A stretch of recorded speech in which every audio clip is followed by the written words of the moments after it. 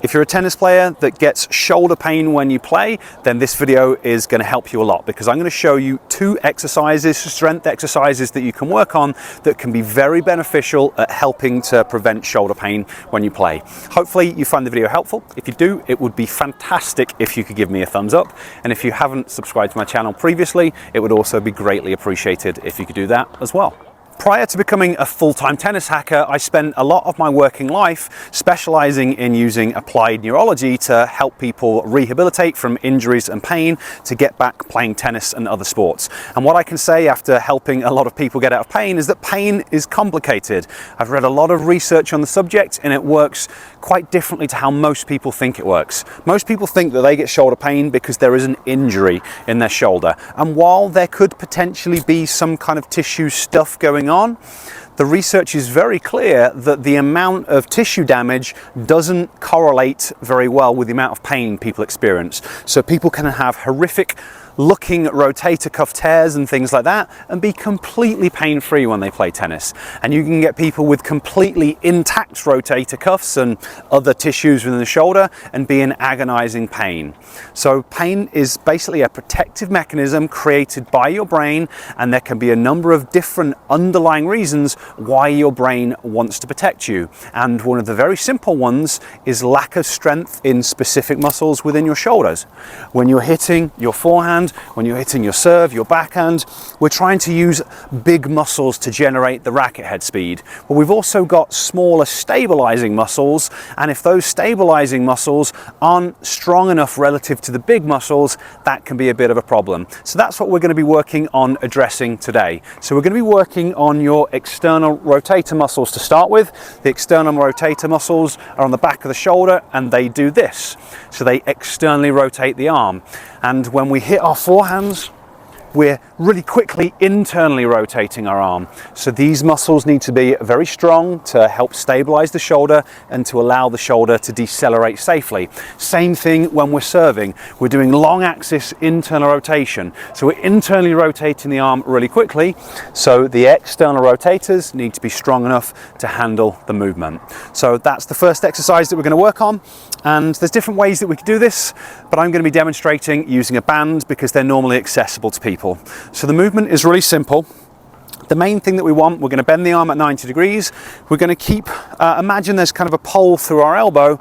So we're going to be externally rotating, and it doesn't matter if you have your arm in that position, or you could take your arm away from your side a little bit. We've actually got a couple of options, but the important thing is that once you're doing this, the elbow isn't going to be moving in and out. I'm going to keep it in position, and then I'm going to work there. And what we're going to do is we're going to try and go quite powerfully out, and then I'm going to slowly lower it down for about 3 or 4 seconds. Powerfully out, slowly down for about 3 or 4 seconds. Powerfully out, slowly down for about 3 or 4 seconds. And when we're doing this as a strength exercise, we could do different levels of resistance, and we could do a different number of reps. There's options, but what I'm going to recommend is that you choose a band tension where it's really hard to do 10 reps at the speed that I've just said. If you can do 12 reps, if you can do 15 reps, then it's too easy. So you need to choose a band that's the right level of difficulty. So I've got this orange band here, and I think for me, standing this far away from the fence, that's a decent amount of tension. If I was to do 10 reps at this speed, I'm really going to be feeling that in the back of the shoulder. So that's going to be a good level of resistance. If this band is too easy for you, then I could use a thicker band. And again, I'm trying to find a level of resistance where 10 reps is really challenging. And then what I recommend is that you do around 3 sets of 10 reps, 3 sets of 10 to 12 reps. So I could do my right arm, then rest for 30 seconds, then do my left arm, rest for 30 seconds, back to my right arm, rest for 30 seconds, back to my left arm. You get the idea. So I could do that for my external rotators, and if I do that maybe twice a week, that can be a really good way to strengthen these external rotator muscles. But you do have to challenge the muscles. You have to make them work. We're not using a tiny little band and just doing this a million times, because that doesn't create strength. We need to challenge our muscles. We need to show our brain that we're going to be lifting heavy stuff with this muscle, so that the brain has a reason to send better signals into this area and to to potentially grow a little bit of extra muscle. So that's the external rotators. We're then going to be working on the internal rotators. So this is a muscle that lives underneath the shoulder blade at the front. It's another muscle that gets placed under a lot of stress. So if you're hitting a modern style forehand, we're driving through the hips, we're creating this rapid external rotation of the shoulder. And when we rapidly externally rotate the shoulder, when we go into the racket lag, that really stretches this internal rotator muscle quickly. And if it's not strong enough to handle it, that can be a reason that your brain might want to create some pain. And we're going to see exactly the same thing on the serve. So when we go into that racket drop position on the serve, we're going to rapidly externally rotate the shoulder, which places a lot of load on the internal rotator. So we want to strengthen that as well. Now, instead of turning around and facing the other way, I'm just going to do this demonstration with my left hand. So again, if I get the band, and this won't be the right tension for me, because if I get the right tension, I'll have to move too far away. But it's basically going to be the reverse of what we've just seen. So I've got the band attached, and I'm just going to be moving it in quickly, slowly going out.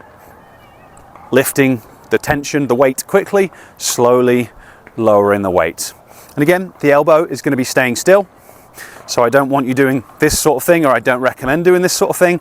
Again, I could have my elbow in that position, just a little bit away from from my side, or I could have it in at my side, but we do want to maintain the elbow position when we do it. So quickly in, slowly out for around 3 or 4 seconds, and then the rep scheme is going to be exactly the same. You want to be choosing a level of resistance where it's really challenging to do 10 repetitions. If you can do 15 reps, the resistance is too easy. So maybe I might want to go to a thicker band, maybe I might want to hold the band further up to create more tension, and then that's probably going to be a little bit more of an appropriate level of difficulty for me.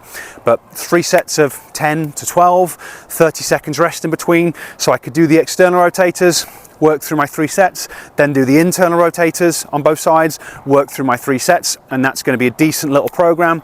Do that maybe 2-3 times a week, and that's going to be really helpful for a lot of people. So hopefully this video has been useful for you.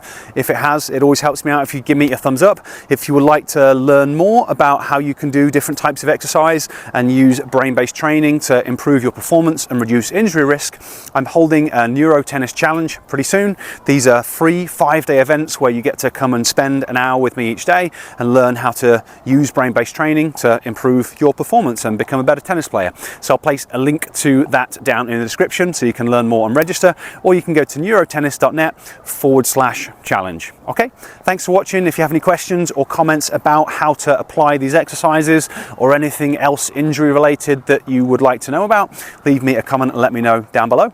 Otherwise, I'll catch you next time.